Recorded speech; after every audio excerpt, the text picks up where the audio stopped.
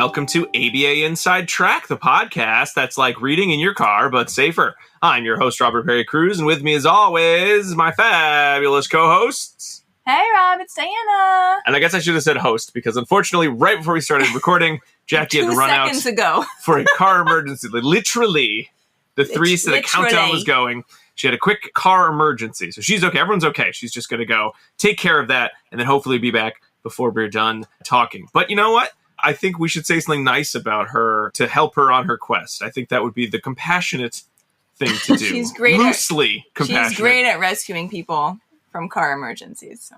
She has a work-life balance priority that I appreciate in our society today. Okay. What do you think? Very good. I think that sounds great. And it all works out because we have not one but two guests joining us today. So we already have a very full table. That's good. Okay, good. So, you listeners, you won't even notice the difference in ratio of behavior analysts to your speakers. It's all going to be great. So, in keeping with the theme of compassion, we have two guests, like Diana said, who are going to be telling us a little bit more about compassionate care and how we can take compassionate action in our work with other individuals, specifically families, but also other BCBAs, other folks in different fields. And our special guests, we're very happy to have them, are Dr. Jessica Rohrer and Dr. Mary Jane Weiss are here. Thank you both so much for being on the show today. Thank you.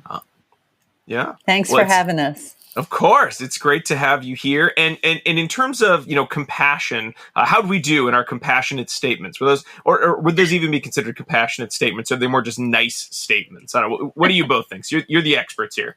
They're very nice. I think Jackie would appreciate them. Okay. All right. So if we were going for nice care, we're doing pretty good. But compassionate, maybe we've got some work to do. All right. That's fine.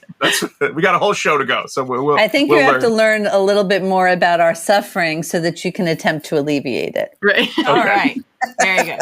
I should think back to the time when my car broke down and how terrible that was. Well, that's empathy. Exactly. That's empathy. And then you need to move one step beyond that. I need something else. Compassion. Okay. Right, yeah. Well, before we get in and define some of these terms so I can follow along, why don't we talk about our article for today? So, Diana, please, What are we going to be discussing? We have one article that we're going to review today, and it is titled Soft Skills, the Case for Compassionate Approaches, or How Behavior Analysis Keeps Finding Its Heart. That was published in Behavior Analysis in Practice 2021, and we have 50% of the authors present with us today, which is almost did it. Fantastic. It's by Rohrer, Marshall, Suzio, and Weiss. All right. And of course, the title is a reference back to the Wolf 78 social validity paper, which I love this title. Yeah. So, but before we get into any of the serious topics, did you get any pushback on that title? Did you have an editor who said, "What if we called it this too?" Or that was always going to be the title? You're going to have that reference in there.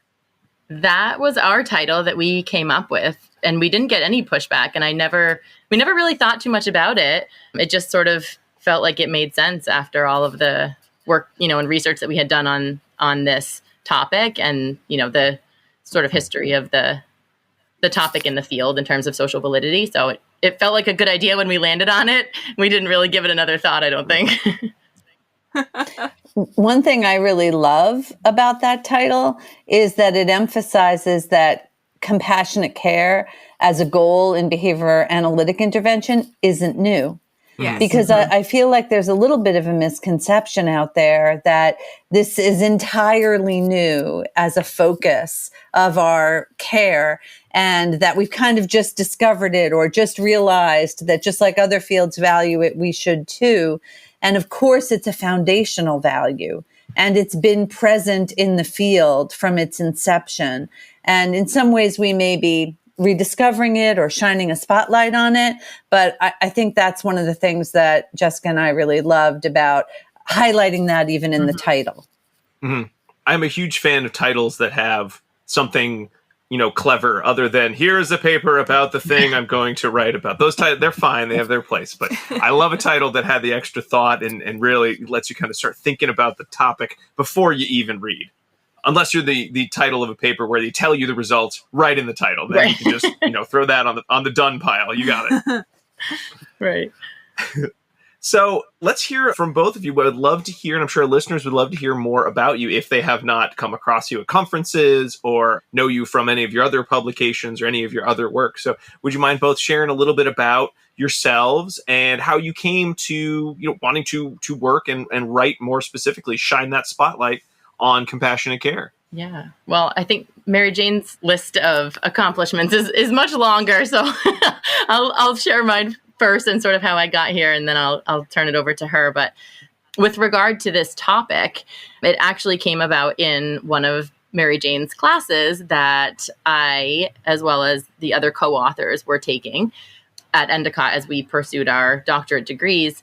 And we wanted to write about this topic, and we didn't actually know what it was called at the time, right? We were sort of like, we knew we had this idea, and we were like, gosh, we have to get better at this as a field.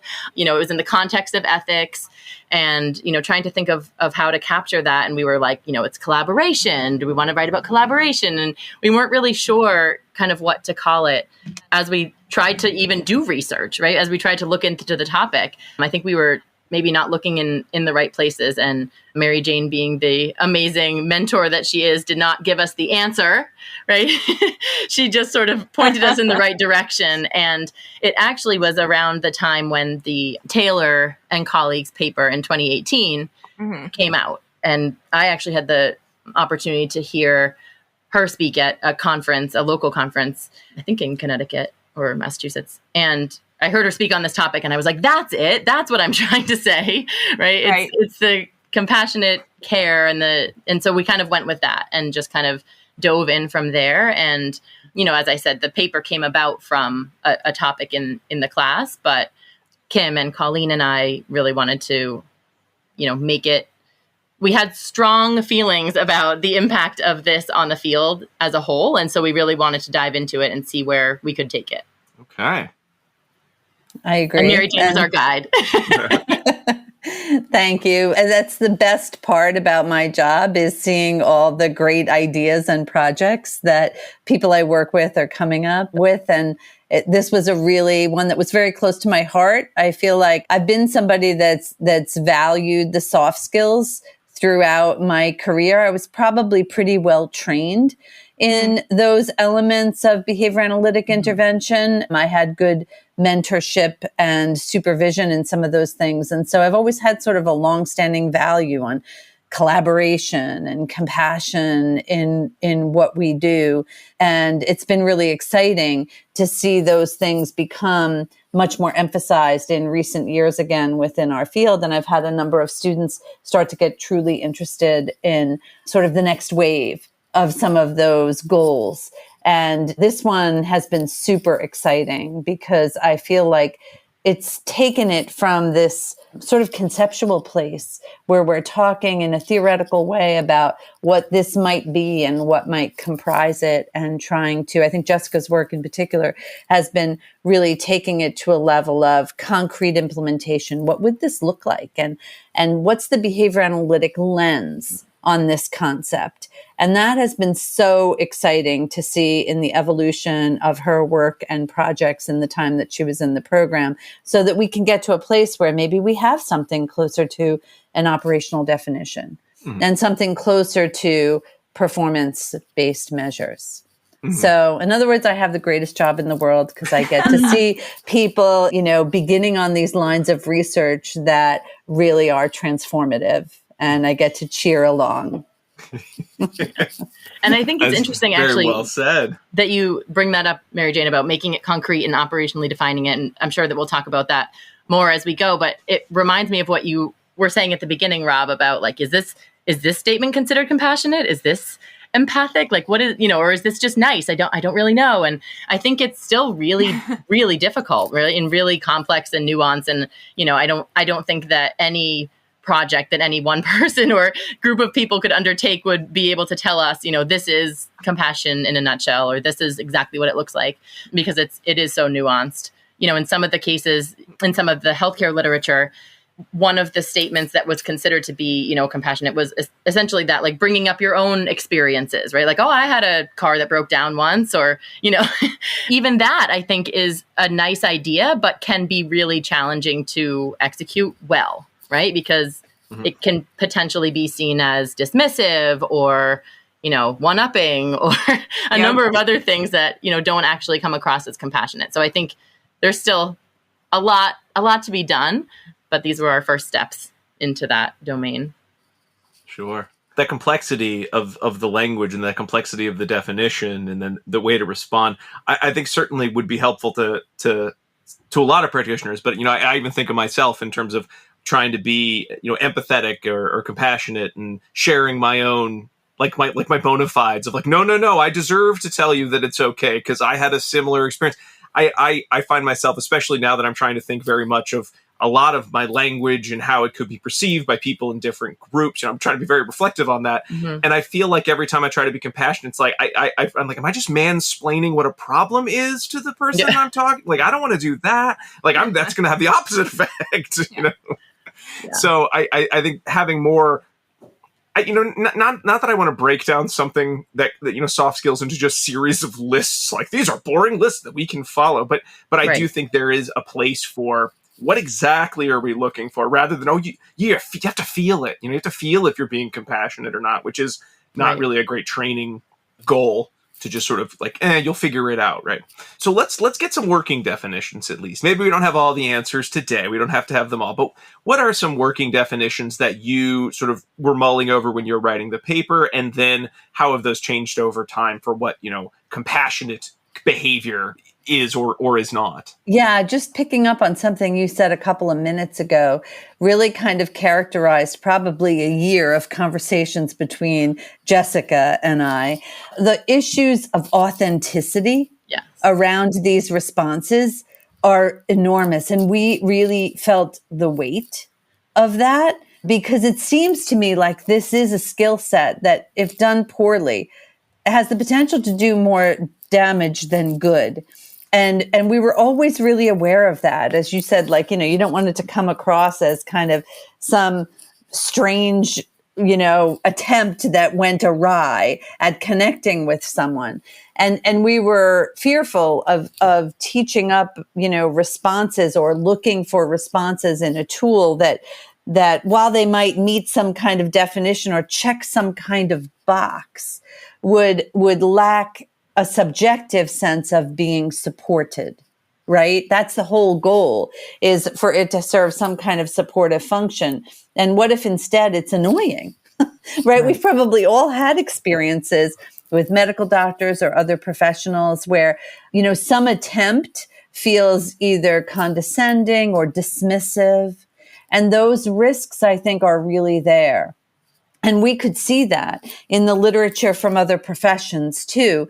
You could see that struggle to find some sense of, whether this is socially valid, whether this is hitting the mark, whether this is meeting our goals. And that, I think, is a tremendously important area that we're at the very beginning of. I think Jessica's work has really been incredibly instructive in some of those ways, but I think there's so much more room for us to gain a more nuanced understanding of that over time. Mm-hmm. And I think from a definitional perspective, there's that sense of what is empathy and what is compassion, right? And empathy is that ability to kind of, label that individual's, state and reflect it. But compassion is more action-oriented. Compassion is that intentionality that is also aimed to alleviate suffering, which is really compelling. And I think is so reflective of what we do as behavior analysts. Mm-hmm. Mm-hmm.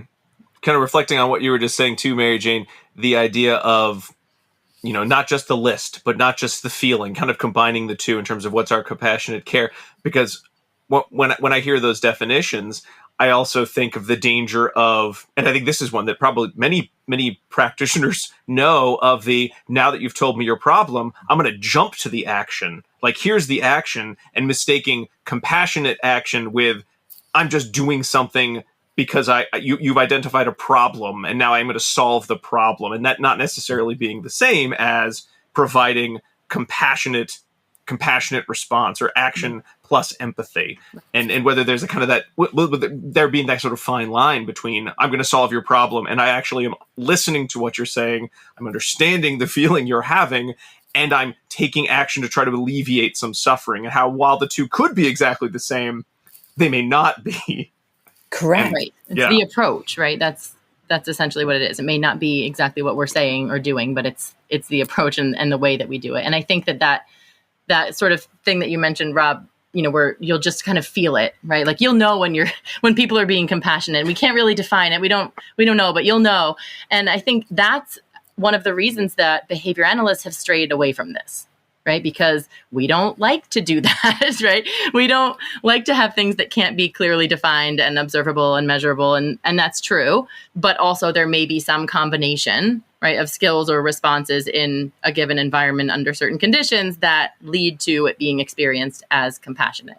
And that list was exactly, that you mentioned before, like, and as Mary Jane pointed out, we really wanted to be cautious of creating a checklist of things that you can do. And if you do all the things, then you will be compassionate. And that, I think was a real danger and still potentially is. And one of the things that I have found in, further work on this is the importance of models, the importance of, examples and non-examples, of really clear demonstrations and feedback and, everything that we kind of know works to be able to demonstrate proficiency in a skill. So I think that has helped get at some of that nuance, because we certainly don't want this to become, a watered down version of compassion that's just a checklist of skills. It's much more than that. This is essentially a starting point. I see this research as kind of the midpoint in the series, right? First there's and this is not just with compassionate care, but I think there's been an intentional focus on these types of skills more broadly in our field recently, right? So we have a whole body of literature now on cultural responsiveness and on compassionate care, and now on trauma-informed care as well, right? And all of them kind of start with, this is an area we haven't thought about very much. We need to make sure we're thinking about it because it's really important, period, right? And then the next set say, yes, exactly, it's really important. And now we need to think about how we're really going to teach this skill. Here are some more, fine-tuned directions that we could take to teach the skill. And the checklist that we're going to review here, to me, kind of fits into that category. And then the next step after that, which I bet we'll talk about too, is now let's make sure that what we are proposing is actually going to be effective. Yeah, I agree. It starts with a call to action. Yes. Right. And so in all of those areas, there's a call to action. You could extend it too.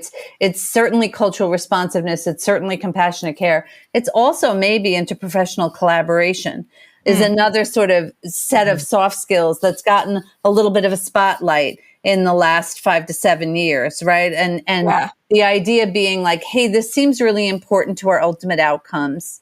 This is done a lot in other professions, and maybe we could borrow ideas from them. It's also a foundational value in how we think about our own work. How do we now enact it? And you're right. I think this is the midpoint where it's like, okay, let's get more concrete. Yeah. What might some of those target skills be?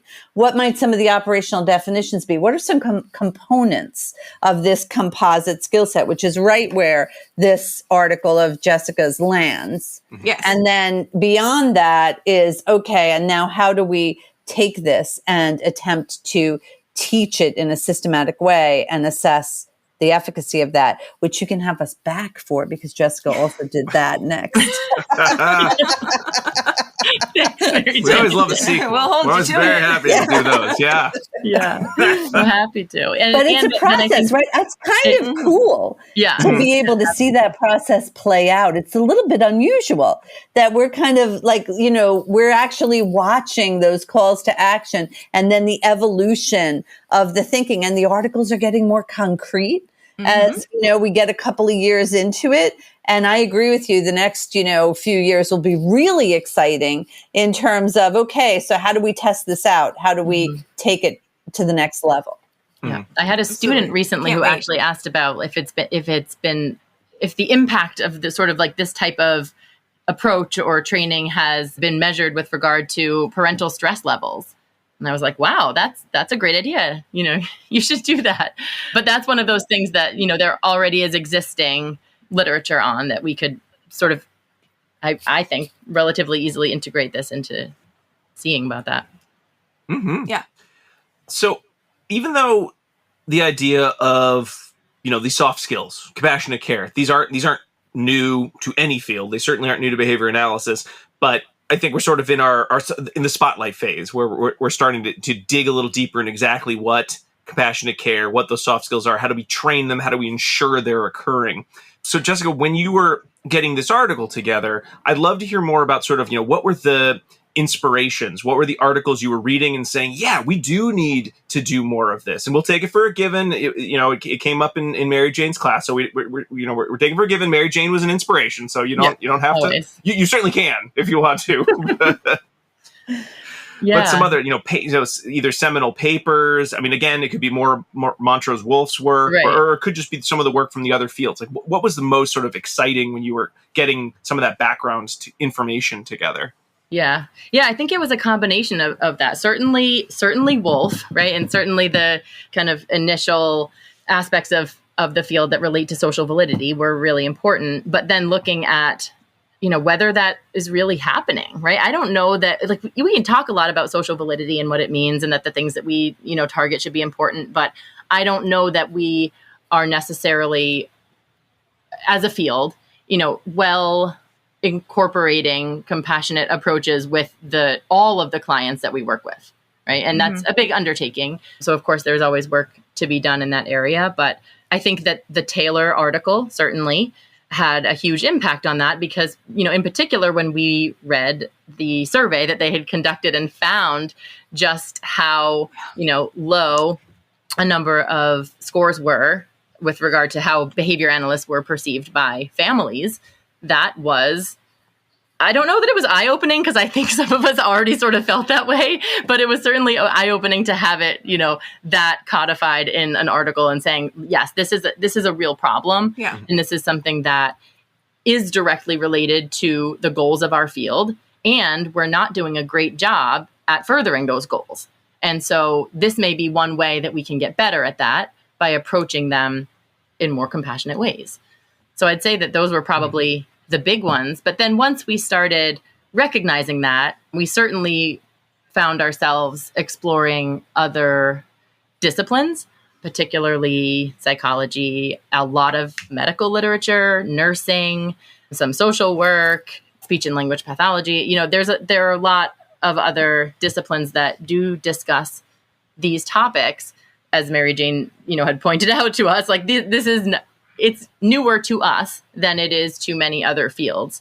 But that doesn't mean that behavior analysis doesn't have something to offer with regard to breaking down these skills and figuring out why they're important, how they're important, and, how to teach them. I think those were, kind of the main sources of inspiration for moving forward with the rest of the article and the tool itself. Now, in terms of looking at that research, I'm curious because in your article, sort of the introductory section before you get into the tool, you're discussing a lot of the medical research on the importance of soft skills in terms of collaboration.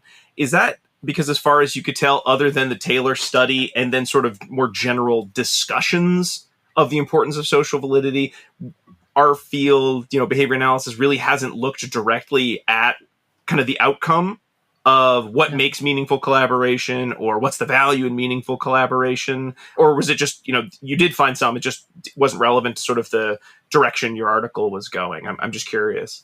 There wasn't a lot that we found. Certainly, who was it? Kelly and Tinkani that did some work on collaboration that's compelling and that I think was, interesting to us to think about in the context of this work. But yeah, generally we found that, people weren't really exploring this in our own field. And so, we needed to reach into other fields. But I also had the opportunity to listen to Dr. Linda LeBlanc, and also I think Bridget Taylor was there, and some other folks who have done research in this area or work in this area. And at a conference, and somebody in the audience asked a question okay, so how can we get training on this? Do we need to go to a psychology conference, or, how can I, and they were essentially well, I would hope that we don't have to never have this within our own field, right? And always be having to reach out to other disciplines and other fields to get this information. We should be able to do this ourselves, right? It doesn't mean we can't draw on existing experiences and existing literature from other fields, but we can do this too. And we can think about it and teach it and integrate it. And maybe most importantly, right, we can also do it through our lens of operationally defining behaviors and measuring them in ways that, we would see as objective and things of that nature. So I think there's also like an increased confidence or comfort with the way in which it might be viewed through the lens of behavior analysis, helping us to maybe advance our effort to integrate this. Hey, everybody. Sorry for pausing our conversation, but it looks like it's time for us to take a quick break. We'll be right back.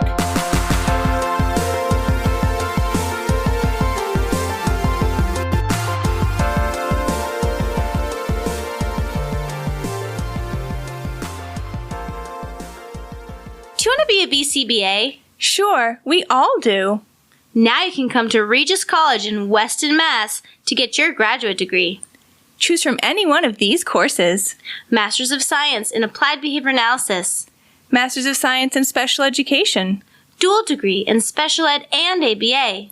Or be eligible for your postmaster's certificate. You can complete your degree and be ready to sit for the exam in 2 years. And our 2017 grads had a 100% pass rate on the BACB exam. Come enjoy practicum placement support, ethics mini handbooks, PhD level professors, small class sizes, and a service trip to Iceland. If interested, don't delay. Supplies are limited. Learn more at regiscollege.edu. Again, that's www.regiscollege.edu, regiscollege.edu. One more time, www.regiscollege.edu. See you there!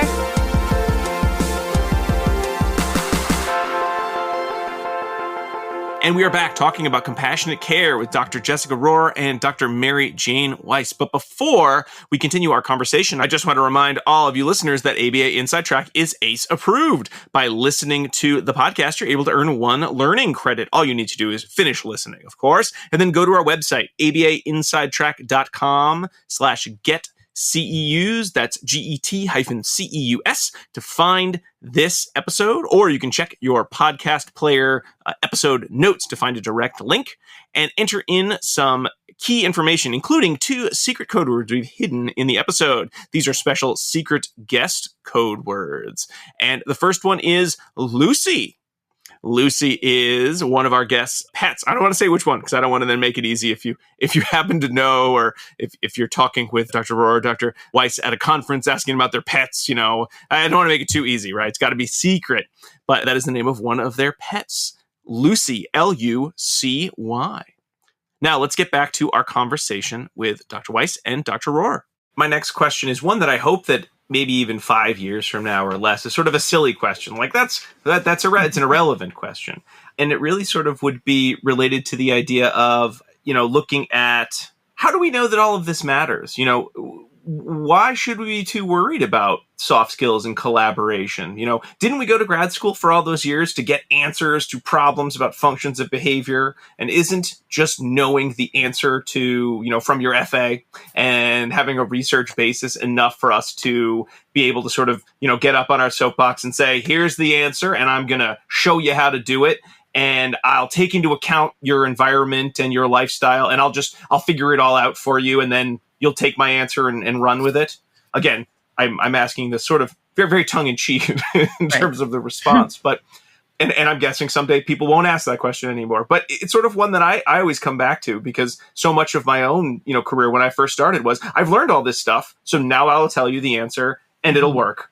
Trust me, and we go from there. What does the literature tell us about that as a potentially harmful attitude? Maybe sometimes an effective attitude, though I doubt that often. What do we know about the importance of the soft skills in terms of collaboration, in terms of treatment outcomes?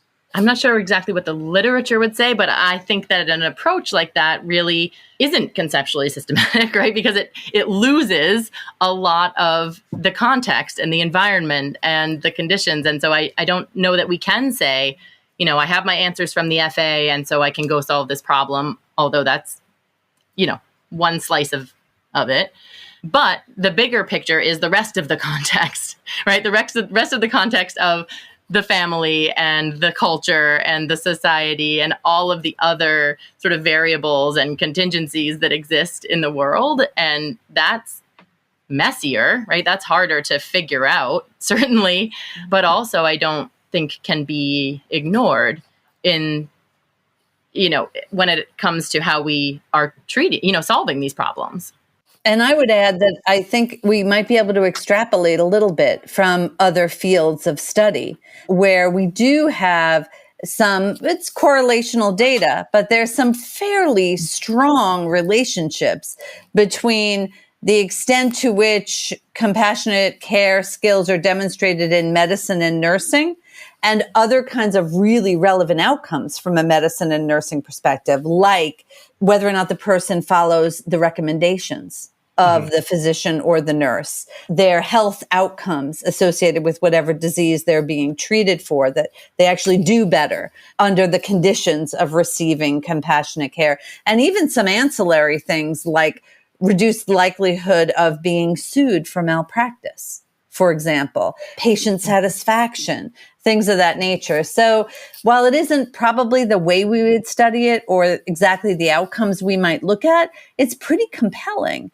to look at some of the associated positive outcomes that seem to be talked about in those other professions. I feel like it all goes back to the Wolf paper, which I absolutely love. It is one of my favorite papers, as I'm sure it is yours as well. And, the whole crux of that paper is, sure, we base everything on objective data, but the real outcomes are based on subjective measures.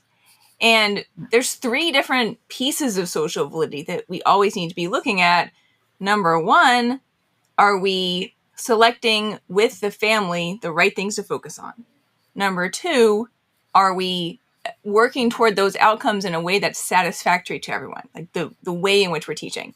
Right. And then 3, is everyone happy with the end result? And we focus so much on number 3, but that's only a small piece of it, right? It shouldn't just be like, oh, look at all the changes I made for you, so you should be happy. Which is kind of like what you're, not that I think you're like that, Rob, but I think that's the persona you were pretending to put on, right? Yes. But it's all 3 of those pieces that need to be addressed in order to ensure that we have client satisfaction. And you aren't going to be able to achieve all of those without using these types of compassionate care skills. Also, Jackie's back. Hi, I'm back. Hi, Jackie. So sorry. Is everything okay? It's fine. Okay. There were some sections, Jessica, in the paper in the initial section, which I really loved as background information. I'm a huge fan of the research paper that has the really exciting background, and you're like, yeah, this is fascinating. Yeah, where's this going? And then you sort of had, it wasn't exactly a twist, but then you had this tool at the end. It was like, whoa, all the questions I've been asking, and here's a list I can refer to later. So I love that. That was great. Well, it was really... Rob loves 2 things. He loves histories of. I do love and he loves a good list. I love lists. I love histories of. And you put them both together. Perfect. It was the perfect article for him. Yeah. Exactly. That is so funny. I had My no kind idea. of twist. It wasn't scary. It checked all the boxes for you. I'm glad.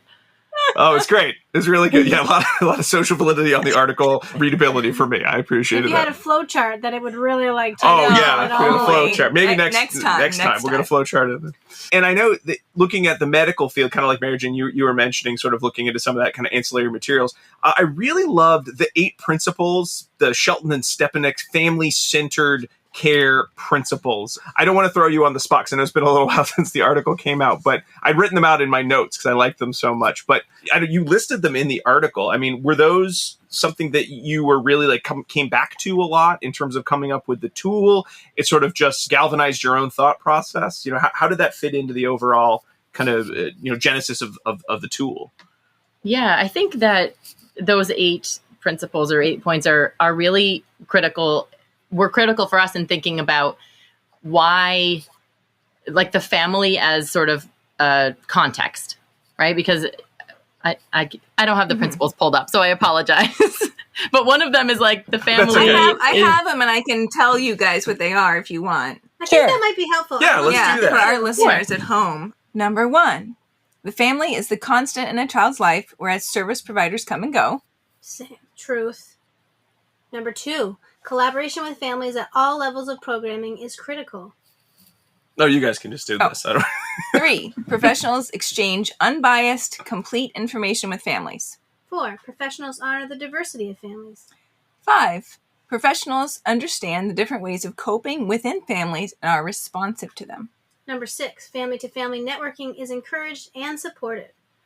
Number 7, policies and systems are flexible, accessible, and comprehensive enough to meet the complex and diverse needs of children with special needs and their families. And 8, in the final analysis, providers see children with special needs as children first and families raising children with special needs as families first.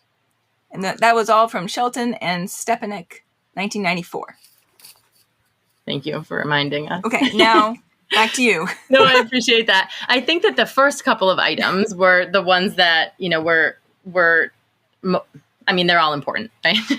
But that sort of stood out to us most in that the family as a constant, right? And for us, we were thinking about that as, the family as essentially like a context as well, right? Like it's that idea of like the client is not just the client, right? The client can also be the family, and then secondarily, the school or whoever we're interacting with. The second point speaks to sort of what you were describing, Diana, when you talked about the kind of 3 levels of social validity, right? It's not just like at the end, did you like it? But instead, people should be involved at all the stages, right? We should be crafting goals and objectives and treatment plans that are aligned with the values of all of the clients, right? And then figure out interventions that are also aligned with things that those people are comfortable with, which then leads to that sort of increased adherence, right? As we know that Mary Jane spoke to, right? And then hopefully kind of the third level of social validity, which is after all of that, how was that? How did that go? And how are the outcomes perceived? So I think the first couple of items for me stood out as kind of capturing what we were looking to emphasize or highlight from those authors. Mm-hmm. I also like how the theme of individualization seems to be kind of threaded throughout those, that you get the sense of sort of honoring and respecting variability and sort of reminding ourselves of just how unique people's coping strategies could be, people's needs might be, that this isn't a one-size-fits-all endeavor. Very consistent with our own science. This is about individually understanding what this family needs or the challenges that this family is experiencing. And I think that's so compatible with the way we view how we approach working with families. Mm-hmm. Yeah, it really makes me feel less like the expert who's come in to like fix the problem and more an individual who really is has the privilege of being someone that a family can count on for support in a time when they would, like a person with knowledge that they may not possess, or that they would like support in being able to practice knowledge that they do possess. And I think that's definitely an attitude that I know I tell all my supervisees was one that I did not necessarily have as well when I was, younger, and I just had answers because, again, and I think you mentioned this in the paper too, our reinforcers for a long time are, I hope my professor thinks what I said sounds really smart and precise. And I forget that my audience is not going to be my professor past a couple of years. It's going to be other individuals who, let's be honest, don't really want to hear a lot of the terms that our field likes to throw around like so much candy. They want to hear more real world terms. They care more about the concepts than sort of the technical language. Yeah. And those articles that you referenced, the Critchfield and the Beresovich, are so interesting to go in and read. And if anyone hasn't delved into those, you should check them out because they take like all of the language that we use and encode it for valence on positive or negative. And so many of the terms that we think we sound super smart using are coded negatively by people outside the field. Mm-hmm. Right, that our language is actually off-putting in many ways, and it serves as a barrier maybe to connecting with them on a deep level. Mm-hmm. Right. And we're all a bunch of big nerds. Like, we love to talk like that to one another, right? But you have to recognize that we all exist within multiple verbal communities, and it's really fun to be behavior analysts and talk amongst ourselves. But when we're client-facing, we need to be benefiting the client with our behavior, not ourselves. Mm-hmm. This always reminds me of when you go to a doctor for the first time, right? And does the doctor have what we call good bedside manner? Like, do they talk to us that we can understand? Or are they the doctor that just spouts stuff off, doesn't look at us, right? Right. It's off-putting. People give bad reviews because they're very smart, but they can't do it. So I think a lot of behavior analysis falls into that bad bedside manner category sometimes, unfortunately. Yeah. But we're smart people too, and we can adapt our behavior. Right. Mm. That's exactly how I described it, Jackie, was the bedside manner. So you read my mind, because when people would sort of ask, like, what are you doing? And what research are you working on? Essentially, like, trying to create and teach them bedside manner for behavior analysts, because that is not something that we are taught. At least I wasn't. And I think that some, programs certainly emphasize that more than others. I think there was a very technical emphasis, and there continues to be in many programs, and they're very problem and solution focused, I guess, as you were speaking to, Rob. We have to identify the function and the problem, and then we have to solve it, and not how to do that. And I think that's a great segue into discussing in more detail the compassionate collaboration tool. Now, I'm sorry, listeners, if you're hoping for the same emotional roller coaster experience of reading the article and getting to that twist like I did. We're gonna spoilers. So if you don't want to hear the spoilers, you go pause here, go read the article, then come back. But we're going to be talking about the actual tool from the conclusion of Jessica and Mary Jane's article. Can I say something about the tool? Mm-hmm. As a precursor? So when I was reading this tool, I not only think it's compassion based, but it's also really culturally responsive based. Mm-hmm.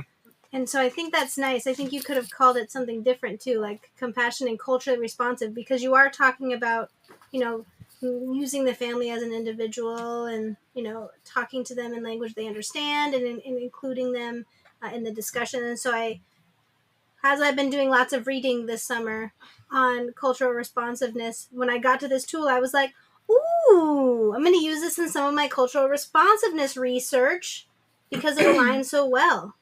So thanks, guys.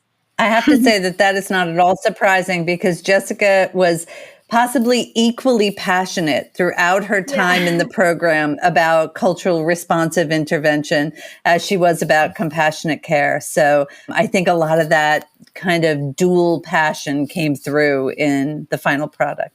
I'm not yes, surprised. and as we talked about a lot, Mary Jane, that it was really hard to tease those apart, right? Because I don't know that you actually can, right? Because if you're focused, I think there's in some ways it's kind of a response class if you think about it. I think there's an awful lot of shared characteristics there.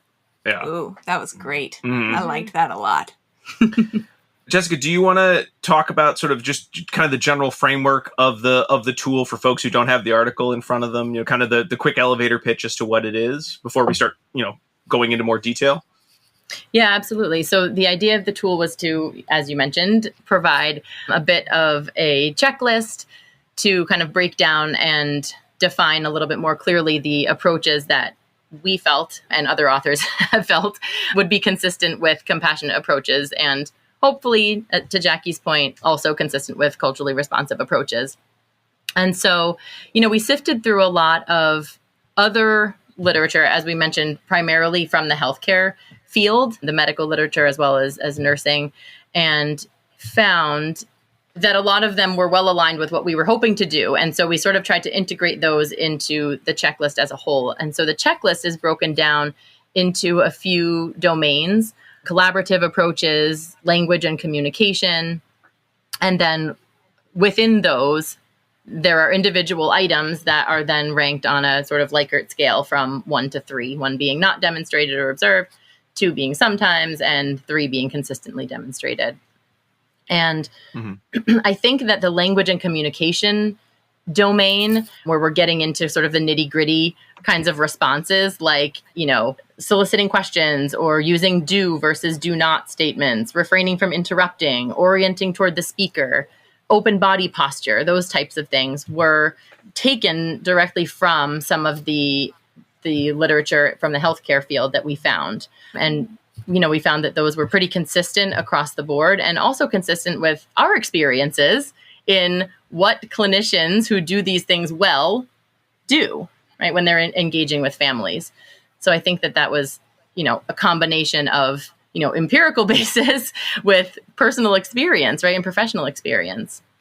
So that's where those things, really came from. And then the first piece, as we talked about a little bit, is really related to, those first steps of the social validity, right? Figuring out what the family's priorities are, figuring out what is preferred by them in terms of interventions, rationale for selecting targets, right? Why are we doing these things in the first place? And having conversations with the family about them rather than just saying, well, the VB map says we need to do these things. And so that's what we're going to work on. And here's the data you need to take. And I'll see you next week.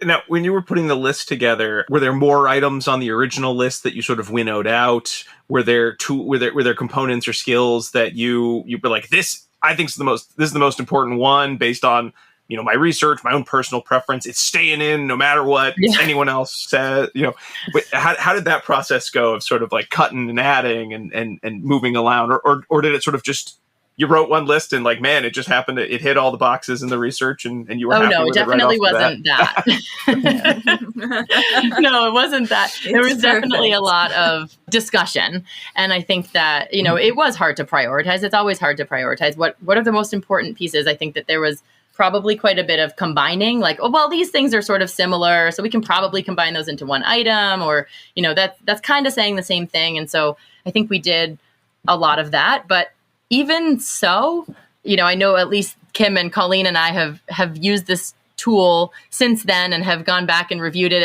And we definitely have areas where we would like to improve or change. And I think that that's hopefully true of any good tool, right? Of any tool that you would use like this, because you integrate things that you learn from, ongoing experience, or, figure out ways, well, if it's going to be used in this context or for this training capacity, then we really should do it like this. So yes, there are, I feel like, always changes that we would say, oh, we could have done it this way. We could have done it that way. So this was certainly one of many iterations.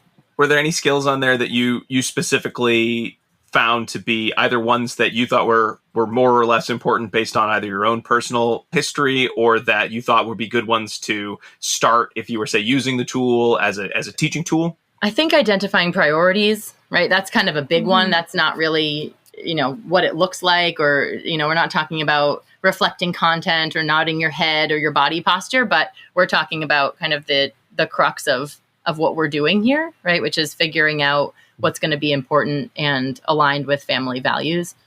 So that would be my opinion. I don't know if you have another one, Mary Jane. No, I love that, because I think that's the essence of partnering with the family, right? And reflecting what's important to them, what, as you said, what their values are, what they're telling us would be socially significant for their family and for their life. So I agree with that. Mm-hmm. Mary Jane, did you have any other ones that you also really felt very strongly about when you were looking at the list? Like, it just jumped out, like, yes, that's the one I want. I want everyone in my class to be at a 3 by tomorrow, and maybe not that fast, but I mean, all the ones that kind of load on really listening, to me, seem to be especially important. I remember the Taylor article and some of the items that, quote, bothered me the most, if I could use that term, were the ones that were, like not giving full attention or appearing distracted, things of that nature. And I thought, how destructive potentially that is to the development of a collaborative relationship with a family. And so I think I really love the idea of shaping up the skill set that helps people attend in a way that's going to have your recipient of attention feel heard, understood, and valued in the interaction. And I get it. I am a multitasker extraordinaire, as I think we all probably are. But that one hit me in terms of the potential consequences of inattention in developing a therapeutic alliance, right? I was wondering how you decided to use the Likert scale. Right. I'm just wondering, like, did you think about using anything else, or why did you use the 3-step? As behavior analysts, we don't use that a lot, so I just like knowing like the rationale. I mean, it's definitely easy, so that's good. Yeah. Yeah, it's a good question. I guess that when we were thinking about using this in the context of observing people actually doing these skills, right, and in other procedural fidelity checklists that we've used or things like that, this seemed to fit with what our experience had been in terms of like, well, sometimes you might not see that, right? Or sometimes it's just you don't have an opportunity to observe it, or, you could potentially engage in active or attentive listening some of the time, but not all of the time, right? So we wanted a little bit of flexibility there with regard to how it was scored, but not too much, right? Hence the 3-point scale. I think we thought we could get better reliability with a 3 scale than a 5 or a 7. And I think that that's true. I think when you start to get into those grayer zones and you've got 5 or 7 areas, it might fall apart a little, although that's an empirical question. Yeah, I think the nice thing is this is a new tool, sort of at a point in the field's genesis and evolution. I think I agree, Mary Jane. Having the 3, I'm not doing it at all. I'm kind of there. I'm doing an amazing job. That's about all I'm going to handle right now. We can agree on those, I think. Right. But am I at 2 out of 12 or a 3 out of 12? Ooh, it's hard to say. It's like, maybe an irrelevant question. I liked all the section of this that talks about active listening skills, right? And that's something that I've talked to some of my supervisees about, but it's not necessarily covered within behavior analytic literature or maybe a focus that we sometimes have. So seeing language like engaging in framing and signposting, like, sounds like you're feeling this way, right? Or what is the next one now? Reflecting the content back. I hear you saying that you're feeling frustrated about this or that thing, and then calibrating the emotions. You sound frustrated by this. That to me is really helpful. And I'm like, those are such good points to bring up. And then they just lend themselves so nicely into having us start to think about what comes next, right? I can see how these are important skills, but are they often taught to trainees or supervisees? Right. And how would we do that? And is there fluency to them? Because as you have told me, I certainly use some of this language even sometimes when we're having a discussion about something, and the feedback I get is, that sounded so inauthentic and it makes the situation worse. Yeah. Bring an in-person alive. It Keep sounds trying, like you're Rob. really You'll get angry. Yeah. I'm at like a 1 or a 2 on a couple of these, I'm working. But to be fair, I'm very solution oriented. So That's true. I also just want to skip all that. Sounds like the problem is this, and here's what you're going to do. That's Context be damned. Here's what you're doing. Right. And it doesn't always have to be used with the Likert scale, right? Like, this was a tool that is essentially open-ended in its uses. And we gave a few suggestions in the paper with regard to how it could be implemented, but we also could see it, just kind of being referenced. It was mentioned as like a self-monitoring or self-management tool. Like, well, just take a look at this, right, before you go into an interaction. And maybe you'll have some of these things in mind and you'll be able to, do a better job at them. But ultimately, I think, as I mentioned at the beginning, the modeling piece is really critical. At least it has been for me. I think that any of the skills that I have learned that are captured here in this checklist have been modeled for me and modeled well. And I think that those, that's the part that it's not reading it on a tool and saying, oh yeah, I'll do that. I'll go, actively listen. You have to see what that looks like and sort of be shown good example, then you can implement it. Yeah. The person that modeled this behavior for me the best was not a behavior analyst, but she was a social worker, and I worked with her in early intervention and seeing how she interacted with parents. Yeah. Yep. And I think as behavior analysts, we are solution oriented like me, right? We're like, I'm the problem solver. I'm here to fix your problems. Tell me your problems and I'm going to fix them, right? And that's why I'm here. And we don't take that time to kind of like sit in the discomfort with a family and say, you are having a really hard time because this is a really hard situation, right? And we're going to get to the solutions, but it's important that we recognize what you're experiencing right now. And that helps to build trust with families. And then when we can get around to presenting solutions, it may be couched in a totally different way, right? Because we are arriving at that as a team versus I'm just here to plop the solution down for you. And so she was able to do that in such a beautiful way and sit with the families through that discomfort and not be afraid to take the time to have everyone reach the solution together. And she was a great model. Not to say that I'm great at it now, but seeing her in action made me realize how much there is to learn in this area. And I think what you saw there is the utility of it, right? How it also made families then possibly more able for the solution-oriented phase, having kind of been heard, being heard adequately, and then being ready to move into that. And that might be important in terms of explaining the importance of the skill set, because it's ultimately possibly linked to better success in presenting and implementing those solutions. I don't want to get too far into like next steps, but I appreciated the kind of the versatility that was provided in the article of like, here's some suggestions. You could use it as a flower bed. You could use it as, there were so many fun ideas of how this tool could be helpful. And I think, we kind of keep coming back to like, what stage are we in and talking about soft skills in the field, but just having that list, having the Likert scale, kind of having a place to start from. This really did feel like a great springboard, whether it's going to be used as, I think the example is very good in the article of, hey, and you said this too, Jessica, hey, just read it before you're about to meet with a family and give yourself a quick refresher of like, these are things I want to remember. I know we haven't necessarily validated, and then the meeting went great, or the meeting didn't go any better than it would have anyway. But just that idea of you could just take a look at this, just, put it on a Post-it and just kind of read through it real fast. And then remind yourself of some of these skills as you're meeting with the family to avoid maybe falling into some of your classic pitfalls of, okay, it sounds like this. Okay, I hear you. Tantrums, great. Okay, you want to deal with this, and here's how you're going to solve it. You need a timeout system, before jumping into the next steps. Or, for folks who are supervisors and have been trying to, bang in their heads, how do I teach soft skills? My supervisees aren't getting it.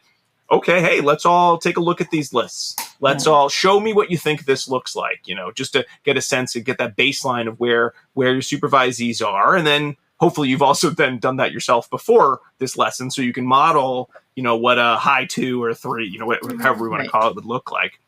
I love those thoughts, because what you're saying is maybe this article helps people explore it. Maybe it helps people kind of dive in a little bit, start thinking about things like components, start thinking about examples and non-examples. And I think that is where we're at as a field right now in terms of this concept and bringing it to an implementation level. So I think we're kind of at a point we've gone over the tool, and there's still a lot of questions to be answered, which means it sounds like we're getting ready to get into or pull into the dissemination station. Here we're here. Oh, good. This is, Jackie, I would say love that. I'm stealing that forever. Which one? Go. Oh, Feel free. You can steal it. You gotta have your own sound effects. Right. Nobody else can make it except for me, though. It's bespoke. We have bespoke sound effects on this show. You can call me anytime you want me to come to your class, Mary Jane. Thank you. I so appreciate that. I will do make so. The sound, and then I will leave. That would be so funny and awkward. I would love that. So this is the part of the show where we discuss kind of summary of what we've been discussing, as well as talk about kind of some next steps. And I actually love to start with some of the next steps piece of the compassionate collaboration tool. So, both of you have already mentioned there's some future articles and future topics to be discussed, future papers in the works, coming out pretty soon, we hope. I'd love to get a sense of what's kind of next for the CCT, whether in publication or for the average, I don't want to say average, that's mean, the practitioners out there who are listening and say, I'm going to read this CCT and I'm going to start thinking about it tomorrow or today. So what's next? My hope is that it is used for the practitioners today, right, and tomorrow. And I think that it absolutely can be. And we gave some suggestions, as you mentioned, Rob, for how to use the tool as a flower bed or what have you. And I think that Kim and Colleen and I had the opportunity to present this tool and this topic at a workshop back in the spring. And we got really great feedback. And in the workshop, we were able to actually start some of these steps of like, this is how it would actually look, right? And now we're going to role play, and now you're going to give feedback to your supervisee. Role play this situation. You're with a parent, and here's a scenario, and go. You're going to practice the active listening components, right? And sort of look at the tool, and here are the things that you're going to do. And it was way less daunting and intimidating than I think people think it will be. I think, you hear like role play, I don't really want to do that. No, thanks. That will take time. I have to prepare for it. I think that as, supervisors of practitioners who interact regularly with families, it's really important to start some of these, not even trainings, right? Just they are trainings, right? But they can be very brief and to the point. And we're going to practice this either because it's something that I've noticed could use some work, or just because I think it's a good idea to have increased fluency with these skills. So I think that, that's something, as you were speaking to Diana, you had a supervisor who modeled a lot of this for you. I also have had a social worker supervisor in the past, and she also did this. Like, we're just going to practice this right now. You have a hard conversation going on tomorrow. Okay, I'm going to be the parent. Okay, go. Right. And I was like, what? No, I don't want to do that. But I did. And that's the part that really helps, is if you actually just put it into practice and try some of these things. And I think, to your point, Rob, we don't know if we haven't validated this to the extent that it would need to be to demonstrate that this tool itself is the cause of change. But it's an initial step, and I think can, start to be a framework for some of the training that supervisors can do with their supervisees right now.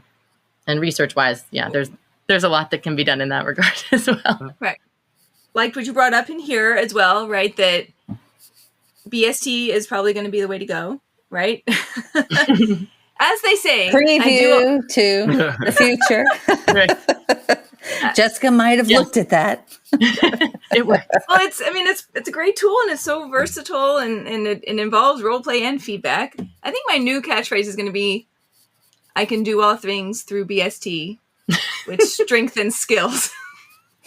Wow. Because of it, Yeah. and I think that makes sense, that might be the direction that we would venture in the future, and modeling role play and feedback. It's got it all, baby. Right? Yep. I do think this is an area where we'll have to look really, really closely at those issues of social validity, authenticity. Yes. What's the recipient saying about how our attempts to support land?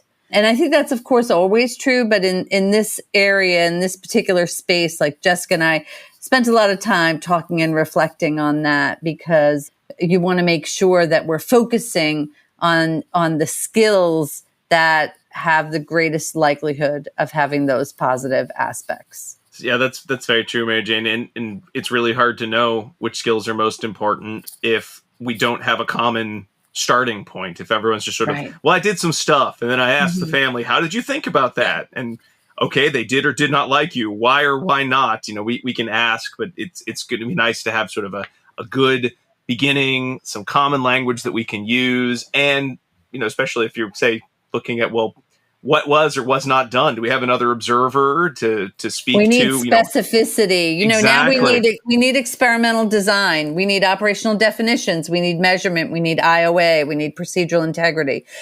All of those kinds of things will help us catapult to the next level. Well, I'm very excited to see what that next level turns out to be. I mean, even just as kind of a fun tool for me to check in, at the start of the week, just to see how am I doing on my soft skills. I think there's a lot to be had here. And then when we add in more kind of rigorous design and then looking more specifically at outcomes, I'm very excited for us to continue iterating on the soft skill lists as a field going forward and continuing to work on that process. I think it is to some extent one of the barriers that many behavior analysts face, in that Dinah, you have a great example of, do we want to be the IT guys of human behavior of like, listen, there's a problem. Could you just come in and fix it and then get out? Because I don't really want to talk to you. I just need you to do a thing and then go. And there's only so much we can do if we sort of come in and say, here's the behavior plan. I'll leave it on the table. Take a look and call me with any questions. That's probably not going to move the needle of solving socially significant problems, even in a small term. Yeah. And I think we want to look at, what is the motivation and the reinforcers that are present in these relationships for practitioners as well as families. And most people got into this field because they want to help people, right? Otherwise you wouldn't be here. So allowing space for that to exist as a reinforcer on its own and building that into conversations that we are having at our graduate student level moving forward will allow this to become a bigger part of how we think about the services that we provide too. All right. Well, Dr. Jessica Rohrer, Dr. Mary Jane Weiss, thank you so much for coming on the show today and talking all about compassionate care and the compassionate collaboration, I should say, tool. There's a lot of compassionate, it's a lot of CCTs. We just started calling it the apologies. tool. So.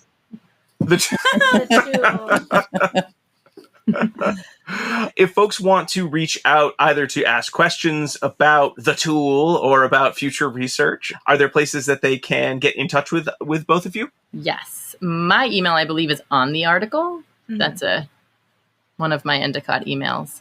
But otherwise, I have another one. It's just jrohr@endicott.edu. And I'm mweiss@endicott.edu.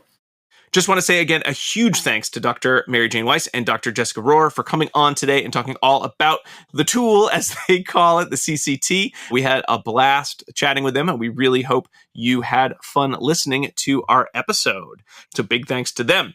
And we hope you enjoyed this episode, and we want to say thank you for listening. We'd really appreciate it if you subscribed on Apple Podcasts, Spotify, Stitcher, wherever you like to get your podcasts. There are a couple other ways that you can find or support the show or get in touch with the show. Certainly, you can go to our website, abainsidetrack.com, to find links to all of the episodes we've done, to find links to all of the articles that we discuss on our episodes, and to find a place to purchase CEs for listening to the show, which is one of the ways that we're able to keep this show going. So thank you so much for doing that. You can find us on all the socials as ABA Inside Track. And if you want even more ABA Inside Track content, or if you'd like a discount, or if you'd like a discount on CEs, you can subscribe to our Patreon, patreon.com/ABA Inside Track, where you can get discounts for CEs, episodes a week ahead of time, as well as access to bonus episodes and the chance to vote on future episodes that can't get just by being on the free feed. So for just $5 a month, you can do all of that, including get some free CEs. For $10 a month at our premium level, you're able to access our super extra long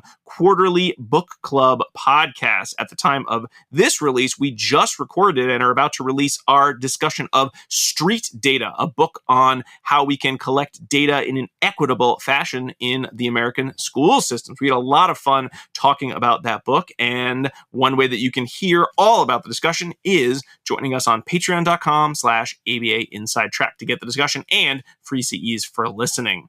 And of course, you can always email us with feedback, thoughts at abainsidetrack@gmail.com. Looking for that final code word? Here it is. It's Kingston. Again, it is a special secret code word from one of our guests. It is the name of a pet.